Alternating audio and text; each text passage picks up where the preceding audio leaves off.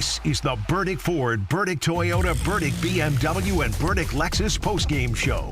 Call in now on the Tom and Ellie DWITom.com hotline, 315-437-7644. Here are your hosts, Brian Higgins and Eric Dungy. Just Brian Higgins with you here today as we roll along here on our post-game coverage. Glad to have you in as always. Syracuse are winners today over UConn. Man, it feels like they won by either 30 or not. Man, they win by 7, 31-24. Second straight week, a dominant performance comes down to surviving an onside kick at the end, but the Orange do that. 8-3 here in Fran Brown year one. So you like that. 8-3 here in Fran Brown year one. Kyle McCord into the record books. He has set the Syracuse single season passing yardage record, and today nearly set the Syracuse single game passing yardage record. Moves into number 2 on that list, throwing for 470, a career high, even including his time at Ohio State. First time McCord has been over 400 yards in his career. Still one touchdown away from a solo possession of the single-season Syracuse touchdown record. He threw touchdown passes number 25 and 26 of his Syracuse season and career to tie himself again with Ryan Nassib's 2012 season. So all of those things, and should go down next week. Plus, he is right knocking on the doorstep now. Likely, I mean, it could be a first-quarter situation based on his recent first quarters of getting to 4,000 yards this season, which, again, would be the first person to do that in Syracuse history. All right, here's the plan. Here's the game plan here for our post-game coverage. We got a lot of stuff. We'll have the Fran Brown press conference live right here when it happens, so do stay tuned for that, be it on the radio or CuseSportsTalk.com or the Cuse Sports Talk YouTube page, live on all those things. Our DWITom.com hotline is available at 315-437-7644 for ESPN 44. So give a ring throughout our time together today. We'll set the table at some point for next week. Miami was in a bit of a tussle there for a while with Wake Forest. They pulled away and ran away and hid in the second half. So next week in the Dome, we got a game with stakes, certainly for Miami. The Canes will come in at 10-1. They need to win next week to make the ACC championship game. SMU won earlier today, securing their spot in the ACC championship game in their first year. They still have not lost an ACC game ever. If Miami wins, they'll make it to Charlotte for the ACC title game next week. If Syracuse wins next week, they'll beat Miami. First time they play Miami in the Dome since 2002. First time hosting Miami in the ACC. Freaking nuts. It's only their second ACC game ever against Miami. B, it'll be a 9th regular season win, joining 2018 and 2021 of seasons that did that here this century. And C, it will knock Miami out of the ACC title game and said Clemson in their place. So it will be SMU against either Miami or Clemson in a couple weeks' time from Charlotte for the ACC championship. So there we are. Orange sitting on 8. Bowl game potential rising of where they're going to go. Bowl game temperature likely rising of where they're going to go. So lots to like from today. Syracuse, man, you talk about a game they only won by 7. They blew it out and only won it by 7 at the same time. Syracuse today outgained Connecticut 538 yards to 352. They had them doubled up for most of the game. UConn's last drive kind of undid that. Never really in danger of losing the game, but man, it felt like they should have put it away. Kicking issues came up again. I know people are upset about the touchdown that came off the board, though once I saw the replay of it. Fran, come on, Fran. You knew, you sly dog. I mean, credit for the try. Full bonus points for the attempt on that one with Trevor Payne on the sideline. But you got him on the hash marks, and then you point and yell, go? And then he blames it on Jimbo Fisher. I mean, the whole thing was magical. Guy, I love it. I love it. It was fantastic. It was just fantastic. Easy to laugh about when there's a W to back up plays like that. That was, I don't know if I've ever quite seen it go down exactly like that. You're not subbing off. We're just having a chat. Quick, run down the field. You're wide open. And then a touchdown that came back earlier on the Jackson Meats offensive pass interference. Yeah, that was an OPI. That one's against the rules. That's a no-no. That's not how you can do that. But really, when we look back at today, and we look back at this season, today is the story of the season, right? Kyle McCord, fantastic.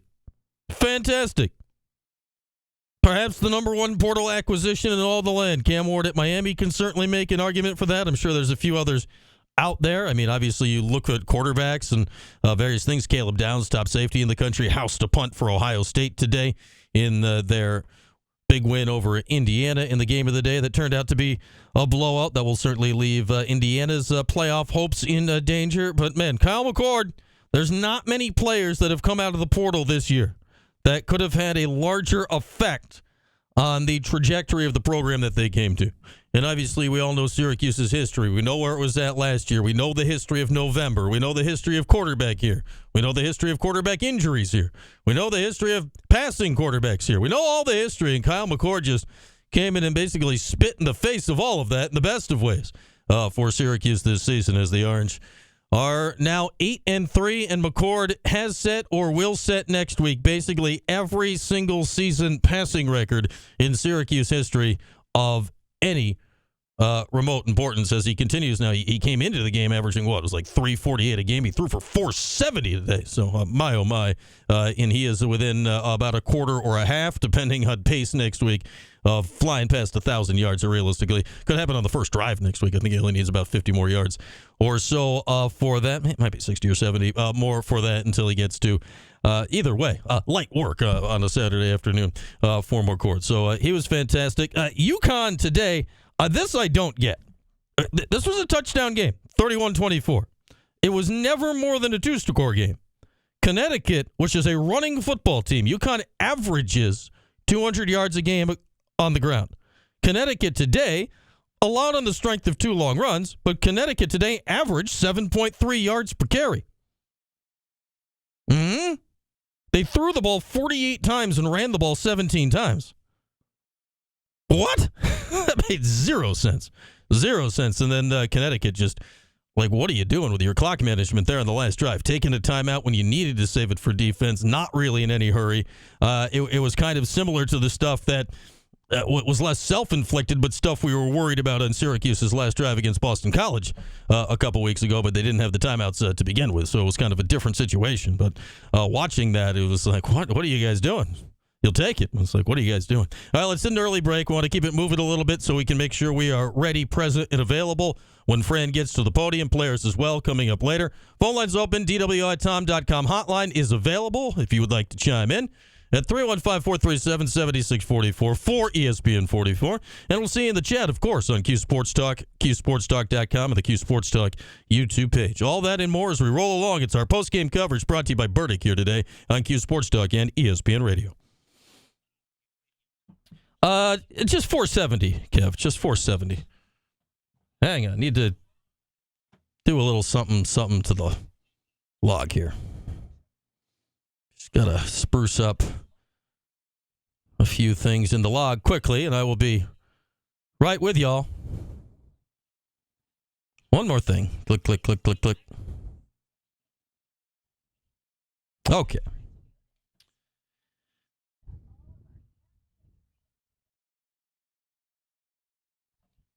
What's up, Tim? Yeah, I mean, McCord versus Cam Ward next week. Let's go. Let's go. It's like for the transfer portal championship of the world. Let's go. What's up, YouTube? How we doing on the YouTube? Yeah, Lucky. I'll agree with you on that. UConn was not the better team today, Spitwall, but yeah. Yeah, fire everybody. Fire them all. Miami had trouble with Wake for into the third quarter. Then they resolved their trouble. Oh, boy. They resolved it just a little bit.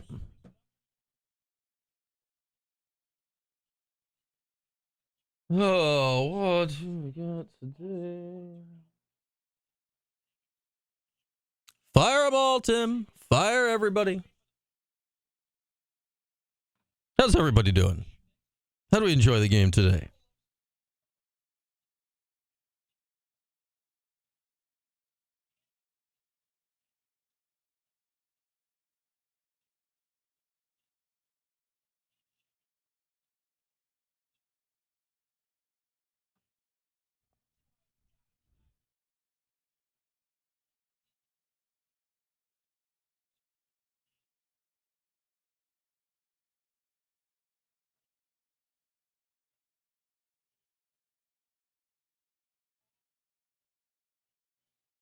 Is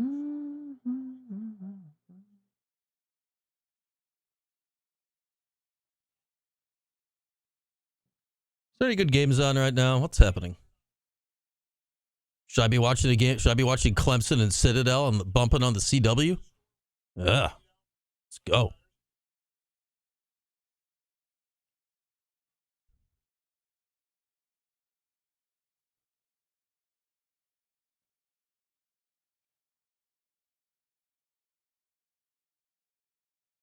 Yeah, the Hatcher thing didn't look great. He got hit from a lot of different directions.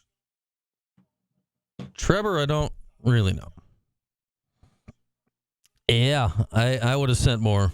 San Diego Cuse, I agree. I feel we've been saying that all season. Well, not just today, right? Yeah, that's the biggest 7-point blowout I've ever seen.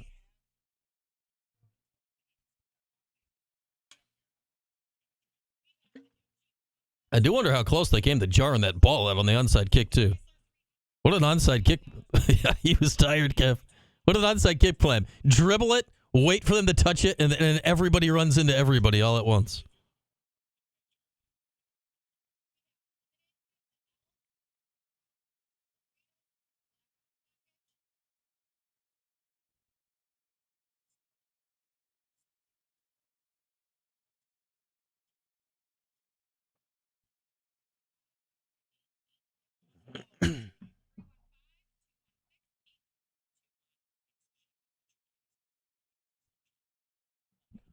Noted ACC rivals Stanford and Cal on the TV.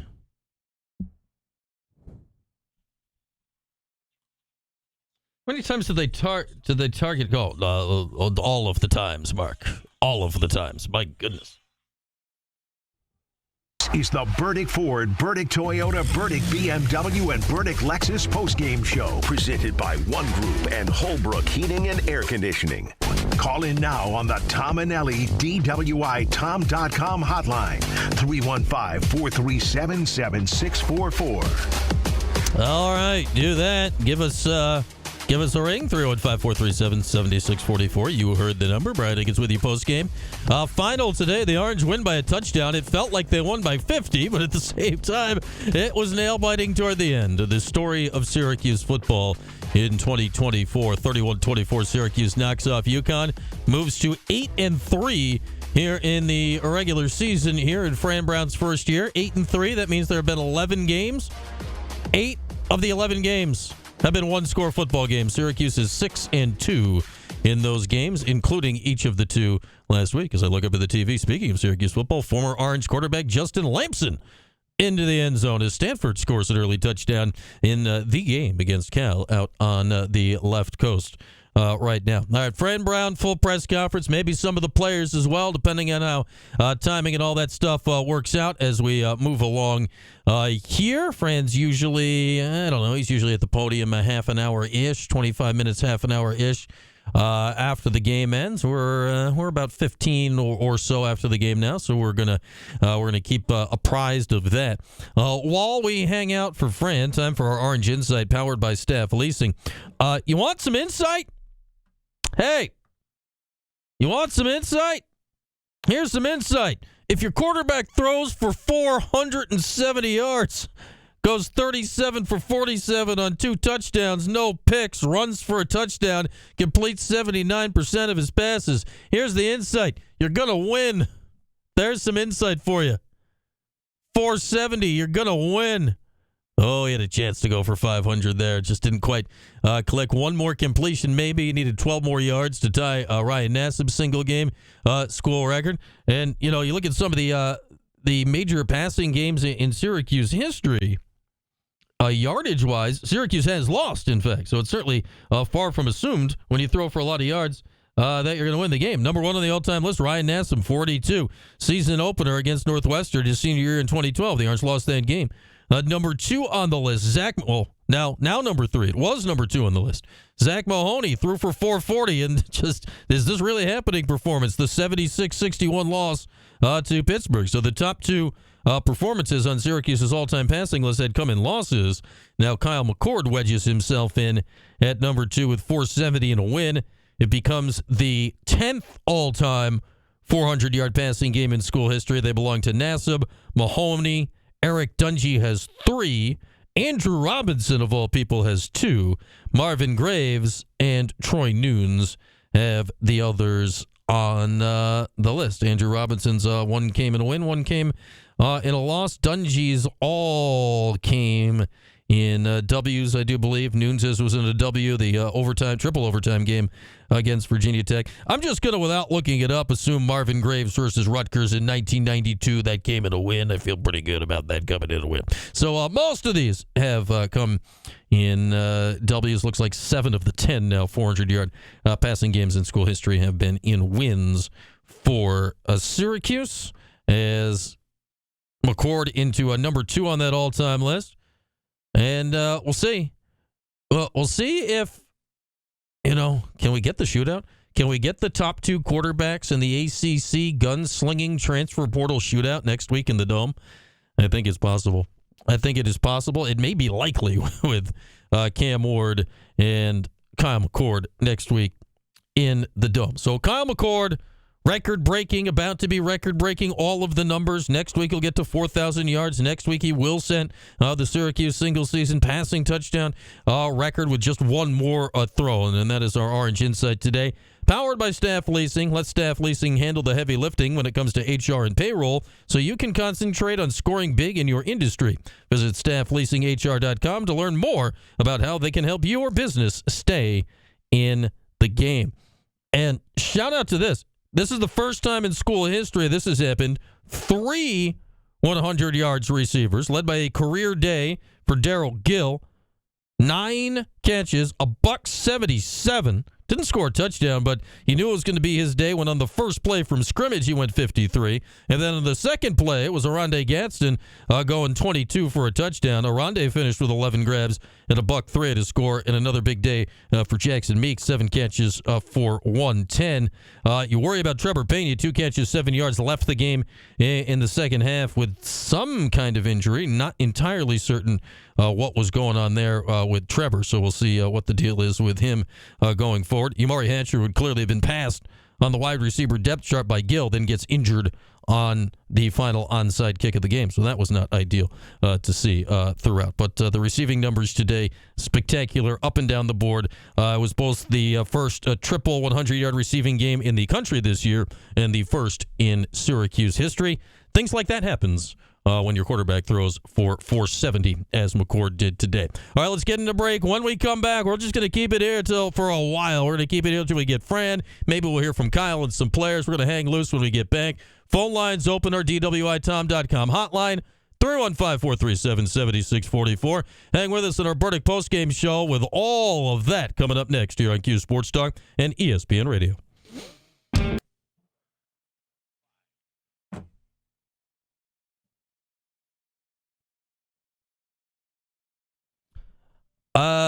Because I was just feeling it, T-Takes. That's why. And it'll probably be dark before the end of the postgame show.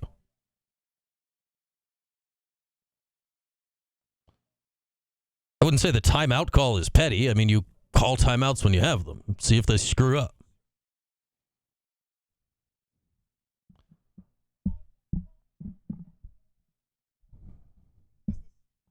Like the onside kick, I mean, it was, kind of a dangerous way to do it. But, Bush League, I mean, it's a one But after that type of injury, to call it was still a game. It's a one-score game, Paulie. Like, you don't stop playing because somebody got hurt.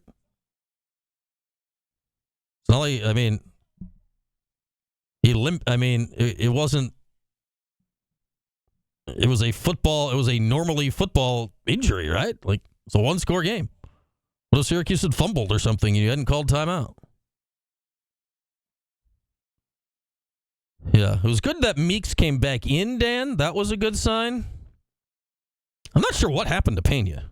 There was the one play he got a little bit. It was hard to tell what was wrong with him. Yeah, Napier saved his job the last 2 weeks. That's for sure.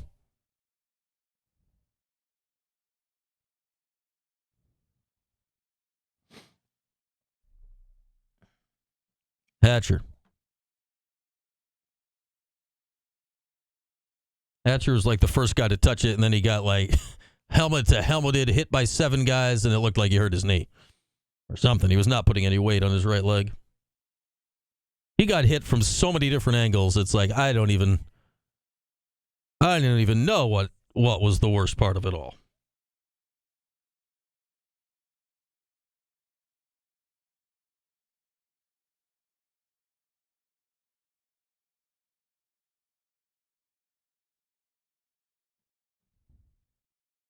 You think it was ribs? Yeah, could have been.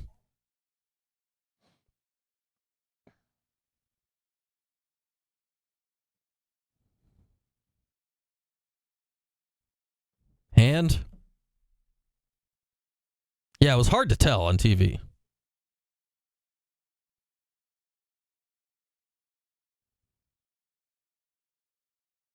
Yeah, the Hatcher's did not look good. He got smushed in so many directions.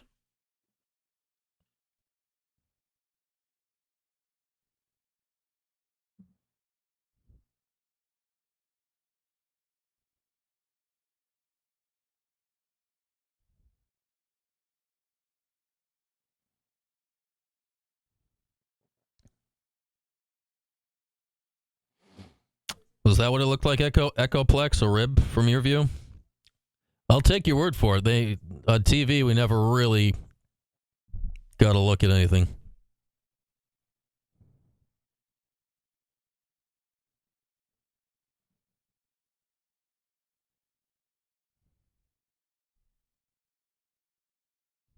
All right, we have rib viewers confirming each other. Okay, double sourced.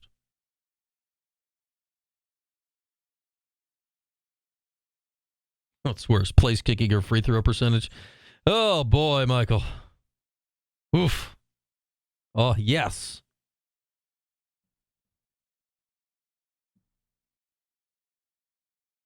Yes, that's what's worse.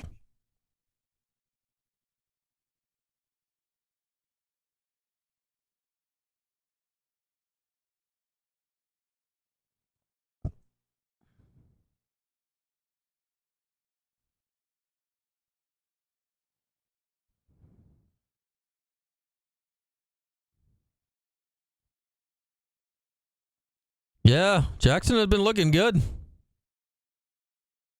Not so much. Those 2 kicks were, I realized the second one was 52 yards, but yikes. CuseSportsTalk.com.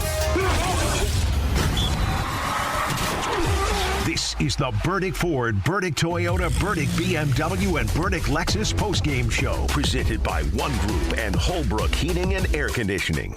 Call in now on the Tom and Ellie DWITom.com hotline, 315-437-7644. All right, you hear the number. Braddock is with you. Orange win today, knocking off UConn 31-24. 8-3 now here.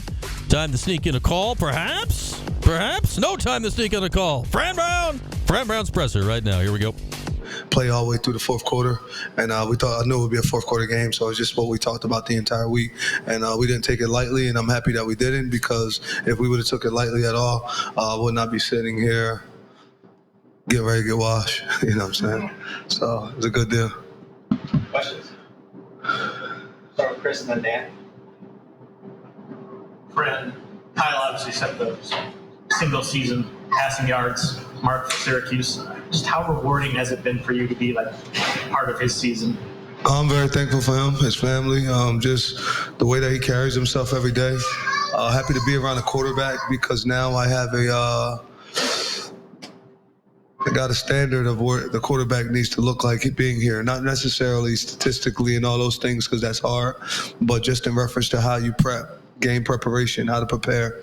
I think he eliminates the process of not doing well because he prepares himself so much. And I'm just very thankful for him.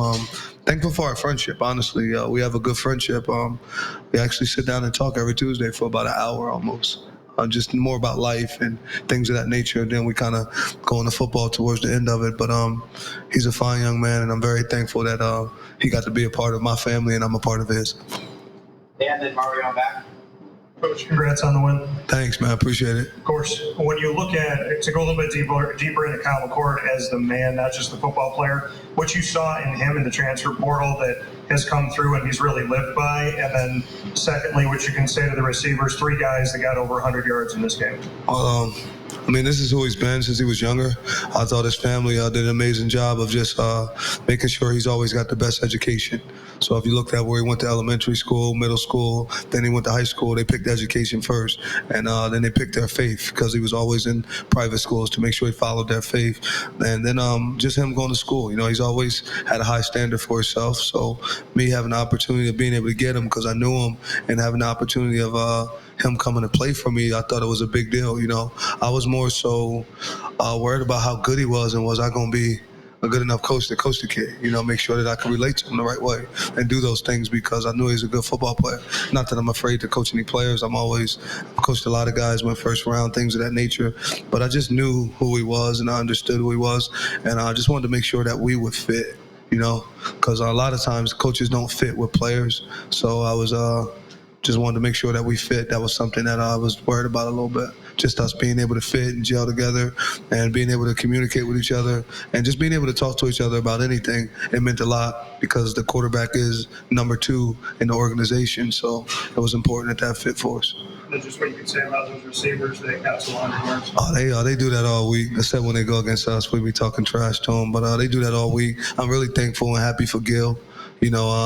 He's came a long way and he's been doing, you've seen little spurts of it all year. So today, he had a chance of, I think he had like 170 some yards. Meeks had 100 some yards, and I was busting OG chops in there. I said, you only had 100 some yards again. That's just what you do.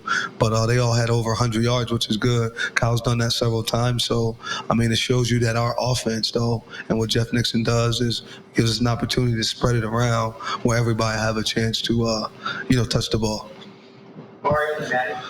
I know your football team has over 100 players, but coming into the year, you had guys like Aronde, Marlowe Wax, Justin Barron that had decisions to make to come back or leave this program. And, Marlowe said this week that he wanted to stay here because he wanted to leave a winner. Yeah. So how satisfying is that these guys stayed here and you have 8 wins on the season for just the 3rd time since 2000? I'm very happy for them. I told them that this game was the biggest game of the year, because this helped show that we're building a program again. And it shows that they did it. Like, that goes down with them for the rest of their lives. Like, those guys had an opportunity of building a program. So it meant a lot. I think last year, Donovan McNabb was here. We went back and checked it. It was 8-4. No disrespect to any other quarterback, but just looking at Coach McNabb, and I knew, okay, we got to be able to go above that because, McNabb came talk to us, and he told us he wanted us to be better than it was when he was here, and he put some standards out there for us, him and Keith Bullock, of what they were looking for, what we was at. So, we had... they told us what we had to do. So, being able to push that way. So it means a lot that these guys are the guys that stayed, that trusted in myself, that trusted in our administration. It was a lot of trust that had to go all ways. And I think trust is earned. So everybody keeps doing what they say they're going to do. And then you end up being 8-3 right now, getting ready to go and play against Miami, which is a good game. Coach Saban, I'm going to need you to talk to those people at game day and have them come. Des, me and you are cool. We know everybody, so I need you guys to push for y'all guys to come and be here for the Syracuse and Miami game. It will be no better place to be next week, So I can't wait till those guys hopefully accept the challenge to do that. Thanks. It's a good question that you asked me. Maddie, then Cooper. Coach, over here in the back. Davian Kerr had another great game. He had 7 total tackles today. I saw you coaching him almost on the sidelines, on the Syracuse sidelines. What have you kind of seen from him, and maybe what were you telling him? I saw you kind of say, like, breathe, settle down. Yeah, it was just telling him relax. It's like, no, this is football. They gonna get something. They on scholarship too. That kid can play ball. Like, you'll be fine. And I only got mad at him one play. He looked in the backfield, and that wasn't his job. His job was to stare at the tight end, and they ended up catching a touchdown pass. But outside of that, those passes they caught, they went back and forth both ways. It's part of the game. Just lock in. But I coach him pretty hard, just telling him things that we want to get done and relax. I could see him getting frustrated, so I would curse him out. Then I would say, all right, come here. You know, just make sure you keep going back and forth, so that way he knows. But he's competitive. We brought him here in the summer. He was going to prep school. He was a wide receiver in camp. We said, no, don't come. Don't go to prep school. Stay here. Leave your twin. Come here with us for a semester. We'll bring him next semester. If I'm able to even talk about his brother, I'm sorry. But then he comes here as a safety and then plays safety the entire time he's been here. And then all of a sudden, 3 weeks ago, I moved him to corner because of injury and things. And I just like this movement the whole time. He's one of the faster guys on the team. He ran a 4.51 on the laser. So I was just like, oh, this kid, I'm going to start him next week. All the coaches thought I was playing. I was like, no, he's going to start. And he's just been going in, and he's tough, man. His mom and dad did an amazing job. Comes from a tough family. So, I can't wait to see him grow. Can't wait to see him play next week, to be honest. Cooper, then Christian. Coach, just what have you seen from Daryl Gill's development and journey throughout the season that led to him having such a big day today? He just listens to Coach Ross. I think Coach Douglas does a good job with those guys. He understands the offense, so whatever Coach Nixon calls, he's able to go to any position. He can play X, he can play slot, and he can also play Z, so that helps him a lot. He's just a tough kid. I mean, if you meet his mom, then you understand why he's going to continue to persevere and keep pushing and growing. But he comes from a good family, and he's a tough kid, and I'm very thankful for him. But he just listens. He does everything. He's never on lists. Name isn't on late being to class, not making his weight, not doing all the things that are required that don't require talent. He does them. So he gets an A in that, which is the reason why when it's time for football, he's able to excel in football. Christian, then Kay. Coach, you mentioned Davian Kerr, and he's one of a number of players who is a little bit lower on the depth chart at the beginning of the season. How impressed are you now, later into the season, of the depth that's showing up and seeing the next man mentality and some of the other players on your team? That's what November's about. We got our own little saying about November that we read every day. A different guy read a different paragraph, but it's about being developed in November.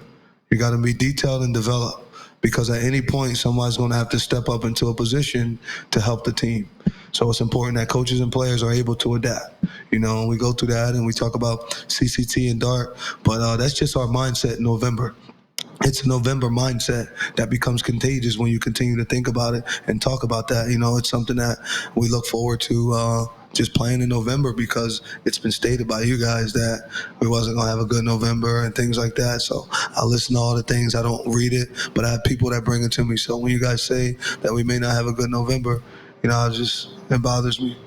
So then we wanted to make sure we have a good November, and then we're going to remember who said that. So you can't be all cheering next time that we do have a good November. Right now, what's our record in November? We're not 2-2. We're 3-1. See, you might be one of those guys. That's all I'm talking about right there. We're 3-1 in November. Yeah, there we go. Okay, then Ashley. Coach, it was senior night, being able to honor some of those guys who may return or who may be going on to further things in life. How has this senior class contributed to the younger class going forward, and what are you excited to see and how they, made their mark on these younger guys? Well, they're their big brothers, and we said a family forever. We have something called Syracuse-60, which we made it in the beginning of the year where guys don't ever have to fear when football's done. And that's what's extremely important. And then what goes on in the world, when football's done, a lot of guys get depressed and go into different things. So within 60 days, because of all the alum, everybody all over the world, and so many people that got involved that are Syracuse alum that are involved, that we send resumes out. Our guys know and tell us what region they want to work in, what's their major. So a lot of guys already got jobs. So they kind of like can just go play and go be free, because of they understand and know. Like I told them, none of my players will ever graduate and in August not have a job or be on a team. If they do, then I'm not a real coach. I didn't finish my job to make sure that they were successful because I've been there. My wife's been there with me. When the season's done and you don't get that call yet, that August it's painful. It's dreadful. It's you have no idea who you are, especially when guys like myself. I made football, I thought it was my identity. So I'm teaching them that this is not your identity. This is just what you play. It's things there. But no matter what, when you're passionate about the game and you love the game, it's tough when it's taken away. So I think that if we can compensate that with your degree, a job, a meaningful job that you went to school with, and you can make real money and you don't have to go back home, you feel like, okay, I'm ready for the world. Because the work we do, we're going to dominate when it's time to get in the world. It's just about the mindset. Ashley, then Chris.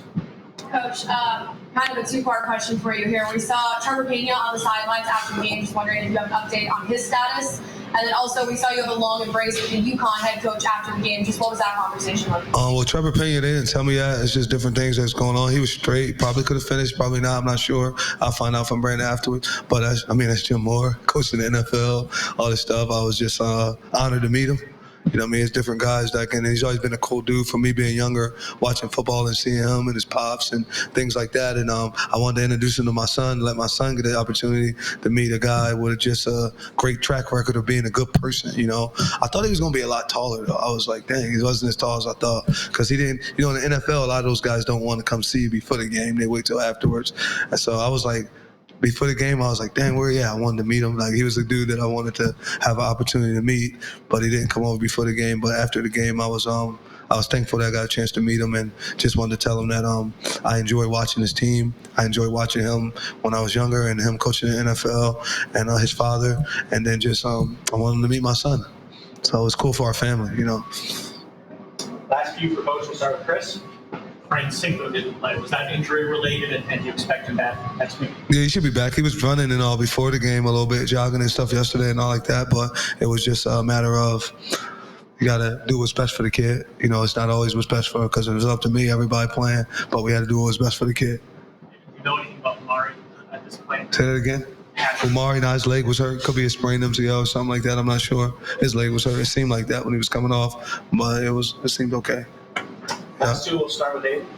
Yeah, Coach, on the Trevor touchdown that got taken away, what was the explanation that you got there? I forget. Oh, we did something wrong. I think Meeks did something wrong. I'm not sure. I forget. They were right. They were right about when they called that one.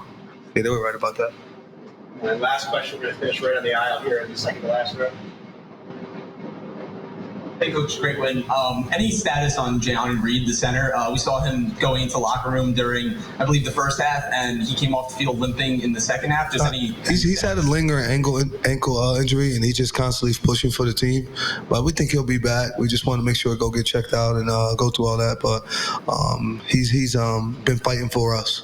He's a guy who, if we would have set him out a few weeks ago, if he would have just set out, he probably would have been okay by now, maybe, but maybe not. But he's just refused to sit out. He's a tough kid, and just wanted to go.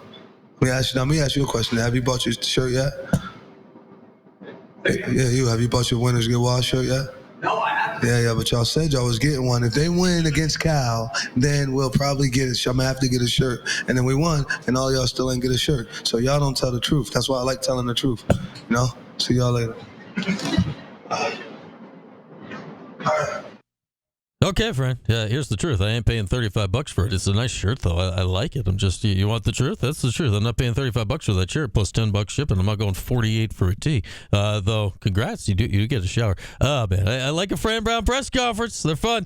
Fran, he's being intentionally cagey on these questions about the play where he was doing the illegal things on the sideline. Fran, he wasn't talking about the one with Jackson Meeks. He was talking about the one where you intentionally brought Trevor Pena to the sideline, were pretending to have a conversation with him, and then told him to run down the field wide open. Oh man, come on, Fred. You know what you did there. Don't BS it. You know what we did there. All right, let's get back to the press conference room. Let's hear what our guy Kyle McCord's got to say about life after throwing for a career high 470. really know exactly what the whole situation was going to be like, and then to come here and have the year that I've had so far, I think that says a lot about the coaches and the teammates around me. And then obviously a lot of great quarterbacks have played here, so to be the one that holds that record now, it's pretty sweet. Schaefer from Newshouse. So today you broke Ryan Nassib's passing yard record. Was that something you envisioned before transferring here? Was that one of your goals that you had in mind? I wouldn't say it was necessarily like the main goal, but it was funny. Like right before the season, one of our coaches was talking to me and LeQuint, and they're like, "You two got to break the record this year," and I had no idea what it was. So I looked at it, but obviously, you have no idea how the year is going to go. But looking back on it now, it is pretty cool to have that record, like I was just saying. Kyle, was Daryl Gill just a matchup that you guys really liked today because you went to him early? And what have you seen from him that sort of led to a breakout performance today? Yeah, I think, kind of similar to, the messages in weeks prior, you never really know who's going to have a big game. And I think obviously from the first play, having that huge completion kind of set the tempo for the rest of the game, that we were going to be aggressive. And then, he's done a great job when he's gotten in the game in the past. Obviously, his volume isn't high as the other guys. And then in practice, too, he just practices his butt off, going 110% every single rep. And so it gives me confidence when he's in the game and I throw his way that he's going to come down with it. Yeah.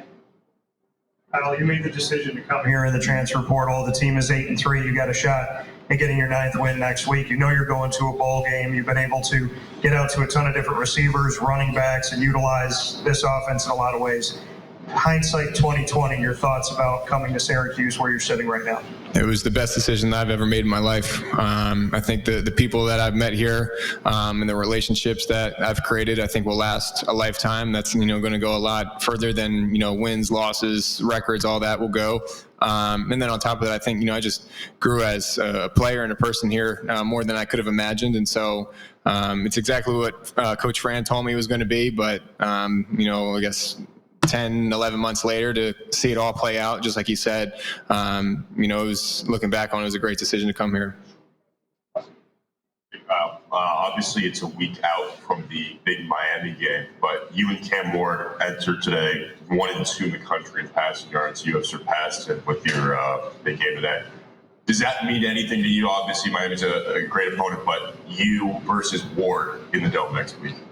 I think it's what the people want to see. And I think that when I first made the decision to come here, people always talked, how it was a quarterback conference. And then now to have the two leading guys in yards nationally going head to head in a Week 12 game that holds a lot of weight. It's kind of exactly how you would draw it up ideally. So obviously he's a great player and they're a great team. So we're going to have to get back to work tomorrow and, start getting ready for that one on Saturday.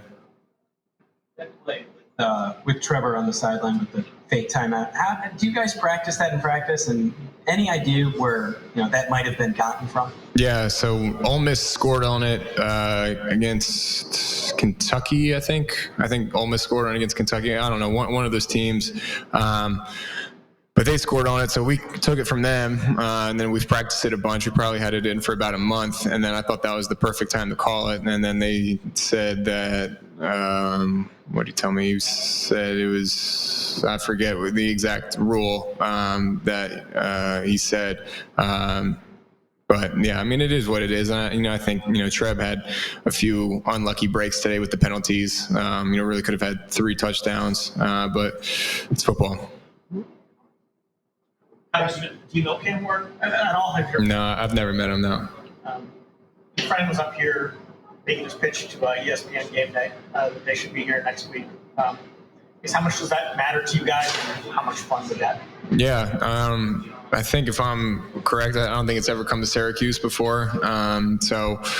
To have that happen would be, pretty sweet. Obviously, there's, going to be a lot of big games around the country, given that it's the last week of the season. But, I think that it'll be a great game here next week. And, I think that would be pretty cool. Obviously, I've, played in some of those games where game days there. And it's just a different vibe, throughout the week. And then, Saturday morning, the fans are, up and at it early. So it would be pretty cool to see that. And, I would love for that to happen. We'll take 2 more for Kyle. We'll start with Maddie and finish right here in the 4th round. Kyle, over here in the back.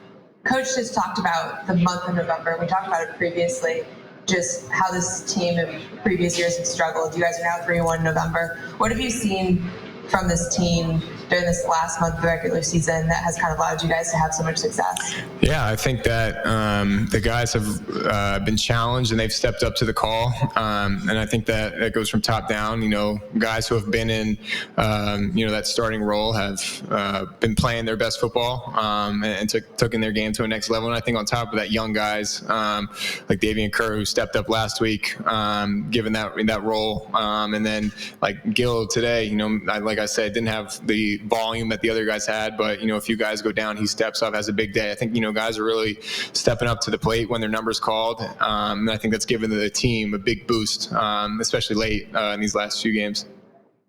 Last question for Kyle right back. We talked a lot about, or some of your teammates have talked about and reposted a graphic that came out about the contested catches. Each of the three leading contested catch leaders in the country all play for Syracuse. I know we've talked a lot about your first season here, what it's been like adjusting, but what can you say about the depth of the group that you've had to throw the ball to this season and kind of the chemistry that you've built up with them throughout the year? Yeah, I mean, I think today was kind of a perfect example of that, having three guys go over 100 yards. And then obviously you had Trev in the mix, who's been a big-time player all year. And I mean, really, you go down the line, and I feel like 6 or 7 guys that are legit power 4 starters that we have on our team. And I think that they all feed off each other. I think they, seeing one guy do good motivates the other guy to do good. And so it's been a lot of fun. And, Coach Ross, Douglas, the receiver coach, has done a great job of getting those guys ready. And they love playing for him. So it's been a lot of fun playing quarterback for them because obviously they get open, they make plays, as you guys saw today. Thanks. We'll let Kyle go, and then we'll get OG and Gale out here. All right, Kyle McCord there, coming off career-high 470 passing yards today. Our post-game press conference coverage presented by William Attar. Hurt in the car. Call William Attar at 444-4444. A couple of notes. Kyle and Freddie, they need to sync up their stories a little bit on that fake timeout play. That I just don't know what was happening that they've been practicing for months and months. Oh man, that's one thing. Also, just some stat book keeping. The top 2 passers in the country next week with McCord and Cam Ward. McCord right now is at 3,946 yards. He's going over 4,000 in the first quarter next week, I'd say. And first touchdown next week that he throws will set the Syracuse single season school record. If he gets 4 next week, just saying, if he gets 4, he'll be up to 30. He's sitting on 26 right now. Looks like Rondé Gatson and Daryl Gill are on their way up to the podium. Are they there? Or are they there yet? Are they making their way? OG and Gill. OG just ho hum normal day. Daryl Gill had a career day.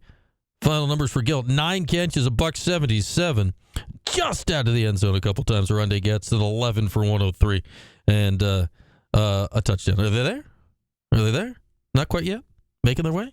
Not quite yet. Well, we'll wait for them to pop on up there. But man, and the game day talk, I'd say realistically, I mean, they got to look at it realistically, unless there's an upset. They're going to College Station next week for the first meeting between Texas and Texas A&M since Texas A&M went to the ACC. Texas is third ranked in the country, 9-1, 5-1 in the league. They're up 7-0 on Kentucky right now. Texas A&M is 15th in the country. They're 8-2, 5-1 in the league. They're at Auburn tonight. If they both win, I believe that game is going to be for a spot in the SEC title game next week. So as much as we'd like to see College Game Day here in Syracuse, realistically, it is probably heading to College Station next week. But I could make the argument that Syracuse and Miami would be number 2 on that list. Miami needs to win the game to make the ACC championship. Ohio State and Michigan doesn't have the normal stakes on it. Auburn, Alabama doesn't have the normal stakes on it because Michigan and Auburn are both out of the mix. No real West Coast game worth chatting about next week. So yeah, we'll see how it goes. But my guess is College Station for the first Texas A&M blood feud in what is it? Closing on 15 years will be where game day is at next week. Do we have we got the wideouts at the podium? Where are they? Are they coming? Not coming? Coming? Not coming? Not yet? No? All right. Well, maybe we'll get it in during the break, and a great reason to get to Cuse Sports Talk and Cuse Sport. Oh, they're there now. Paul is nodding at me that they're there now. All right, let's hear what two of Syracuse's 3 100-yard wideouts have to say after today's victory against the UConn Huskies. Come back for another year or leave after the end of this year. Have you had a process for you after the season, or have you made a decision about the bowl game and things of that nature? I'll have to see once the season's over. Put Cooper back in track. Zero, late in the first half on that 3rd and 15 you guys had in the red zone. Just can you take me through that play where Kyle rolled right and hit you on a comeback route, near the sideline? Just how does that kind of describe, your connection with Kyle on such a makeshift play like that? It's really designed to just be able to, whenever he's rolling out, scramble drill, really it is. That's all it is. Find an area where he can get you the ball, because Kyle's going to get you the ball no matter what. And it's just based on if you're going to catch it or not, really. So that's how good of a quarterback he is. We're going to take 2 more for these guys. We'll 8 and then finish with these guys. Yeah, obviously big play to start the game. How do you think that kind of set the tone for a team that's kind of struggled to get going early on the past few weeks? Just coming out with energy, staying locked in, staying on that high wave that we had when we first came out. That's really what set the tone for the whole game. So I think if we do that more, I think we're going to be more straight up. Daryl, over the course of the season, you've kind of inched your way up the depth chart, started to get more reps. How's your connection with Kyle grown over this time, and what do you attribute that to? Just spending time with him, watching film, being outside of football. He's a really good friend. He's a really good jokester. So if you ever get to see Kyle on a personal level, it's really funny. But he's a really good guy. So you just got to lock in on him off the field, and then it'll come on the field. Just got to take time. Thanks, guys. Syracuse's 3 100-yard receivers today. All right, let's get a break. Our DWITom.com hotline will be open when we come back at 315-437-7644 as we head toward the last segment of our Burdick postgame show here today. Lots coming out of that postgame press conference there. Fran Brown slinging them shirts. My goodness, the guilt trip. Yikes. Buy one if you'd like it. They look nice. All profits go to Fran, not to me, though. So, yeah, sling them on your own time. But there we are. There's that. There's that entrepreneur, Fran Brown. We'll take a break. Phone lines open next. Orange are 8-3. Massive game in the Dome next week, Houston, Miami. Looking forward to that one. Miami's first trip to the Dome in 22 years. And it's a fair fight coming up next week. Really excited about this game. All right, final break here. Chance to get calls in after this. 315-437-7644. Back after this for the remainder of our post-game coverage here at Cuse Sports Talk and ESPN Radio. You know it, Ryan. 11 o'clock Tuesday, final scheduled Kyle McCord show.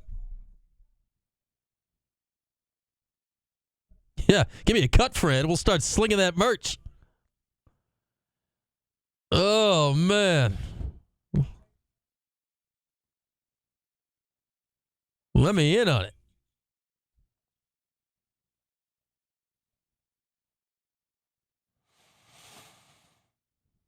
I can get behind slinging Fran Brown merch. Can we get a little slice of that pie? Yeah, Fran's breaking out new rules every week.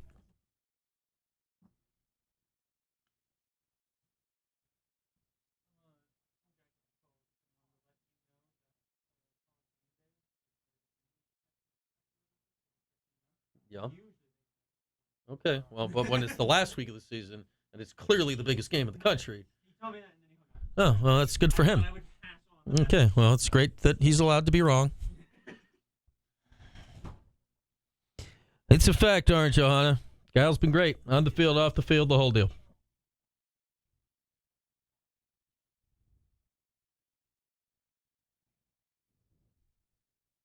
But yeah, we got Kyle McCord show Tuesday. Fran Brown show will also be Tuesday this week because of Thanksgiving. So we got a busy Tuesday coming up.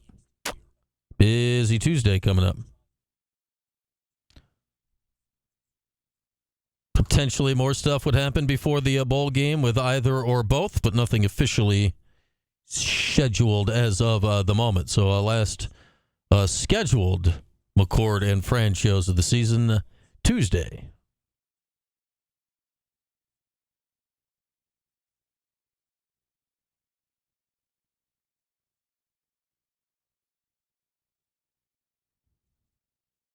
He did it. That's true, Ryan. Well, yes, I'm glad you bring that up. Remind me again on Tuesday. Ask that in the Fran Brown show. Kyle will get a kick out of that.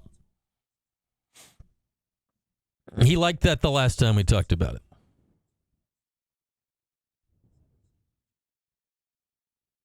Because I will forget by Tuesday.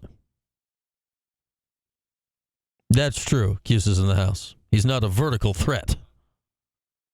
It's boring.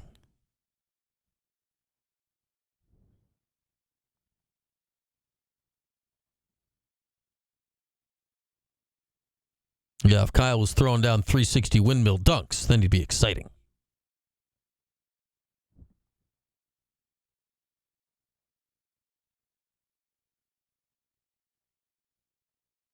I said, yes, KC Sports Nerd, they have been to A&M already, but there's not like a rule against it. Like, as much as I'd love them to come here, like if Texas and Texas A&M both win today, that's clearly the biggest game next week. Like it's playoff stakes for both teams involved.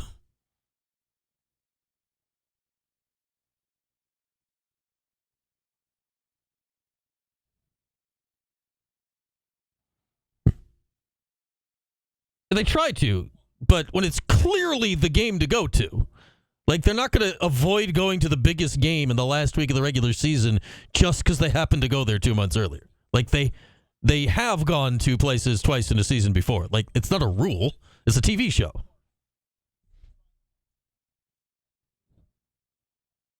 Did he, Mark? That stinks. They're trying to make the best TV show. Like if they put Game Day in College Station for the first Texas A&M game since 2011, it's going to be pandemonium down there.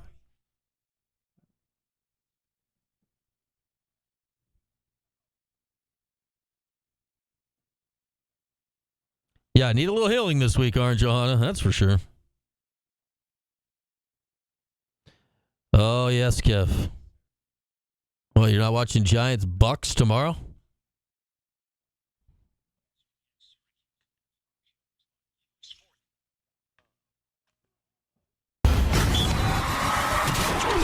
This is the Burdick Ford, Burdick Toyota, Burdick BMW, and Burdick Lexus postgame show presented by One Group and Holbrook Heating and Air Conditioning.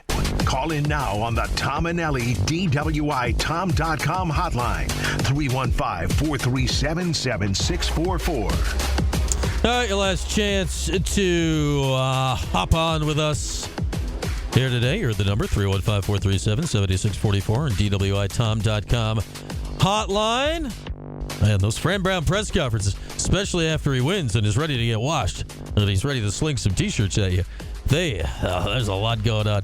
Fran, come on, you knew exactly what was going on the. You knew why you got the flag on that play. I'm glad he kept up the ruse and was yelling at the refs for 10 minutes. He carried that's like carrying out the play action fake. You know how like Brett Favre back in the day, he'd always do that, like the handoff, and he'd keep the rollout and do like a fake jump pass. Like he carried on. God bless him. Fran always seems to like give up the ghost on those things like a few days later. I bet he'll be joking about it by Tuesday. So that was fun. That was fun. Once I saw the replay of that, I'm like, oh yeah, that, yeah.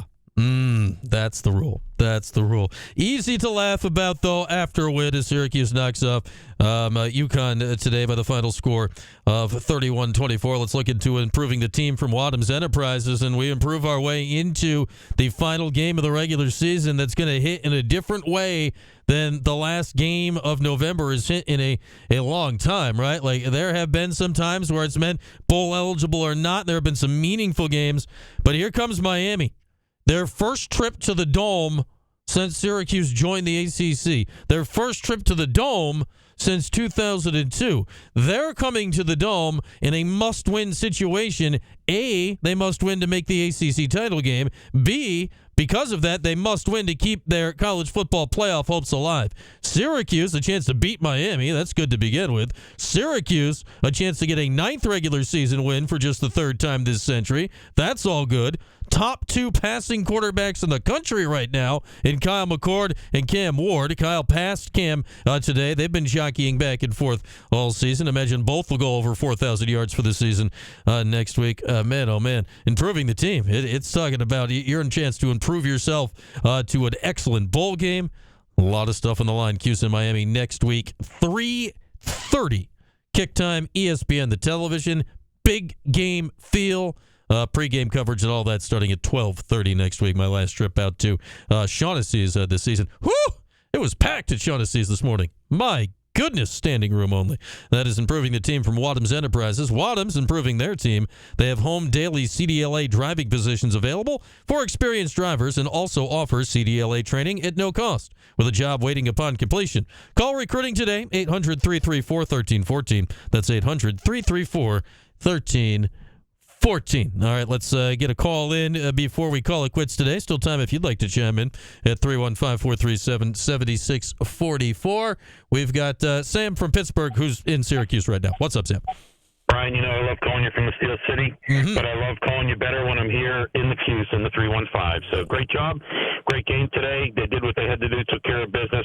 I laughed out loud at the Fran Brown substitution chicanery, but outside of that, I thought the officiating was pretty one-sided. I wasn't crazy about it, but team played well, band played well, and we will be back next week for Miami. Cannot wait, my friend. Happy Thanksgiving. All right, to you as well, Sam. Sam, a marching band dad. Thank you as always calling in, Sam. And, getting you ready for Cuse in Miami last week. Oh, man, Fred. The sideline thing, that's just – it's one of those things if you lose it's not quite as funny.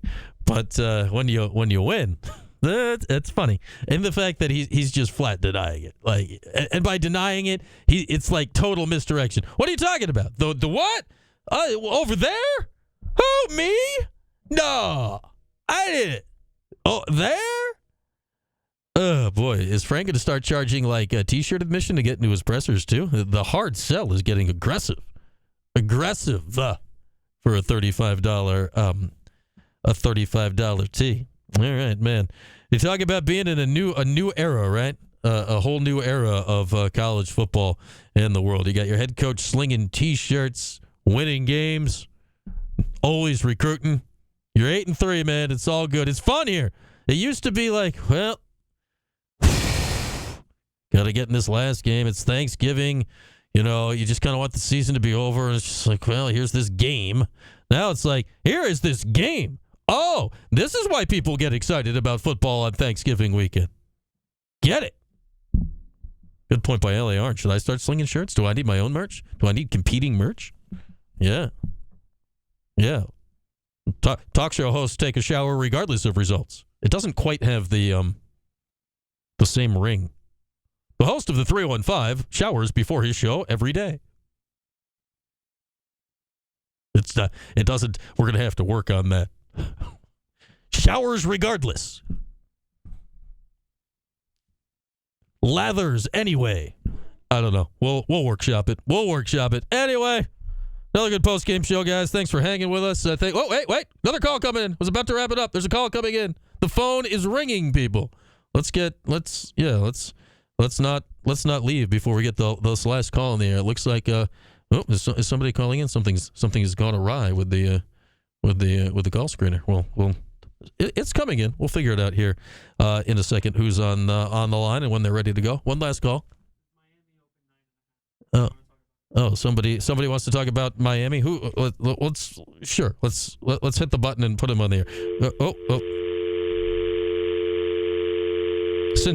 Scintillating conversation. Okay, so there's that. Call your dial tone provider.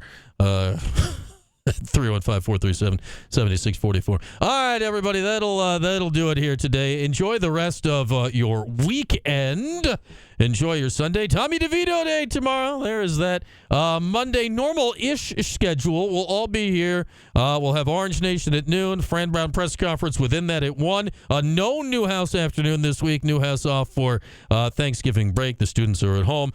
Cody will be here at 3. I'll be here at 4, though a brief appearance. Women's basketball is down in Destin, Florida for a tournament. They tip off at 5 tomorrow night. So I'm taking 2 hours, and we're going to cram it in. We're going to have 45 minutes of fun tomorrow or Monday. We'll get Adam Terry in before we turn things over to Tim Leonard at 4:45 for Orange pregame for women's hoops on Monday. Kyle McCord show, last scheduled one of the season, Tuesday morning at 11, exclusively only live, Cuse Sports Talk, CuseSportsTalk.com, and the Cuse Sports Talk YouTube page. With that, it'll bring to an end our post-game coverage today. Final score again, Syracuse 31, UConn 24. The Orange are 8-3. The head coach is slinging T-shirts. It's a good time to be hanging in the 315. Enjoy your weekend, everybody. We'll talk again on Monday right here on Cuse Sports Talk and ESPN Radio. Don't miss the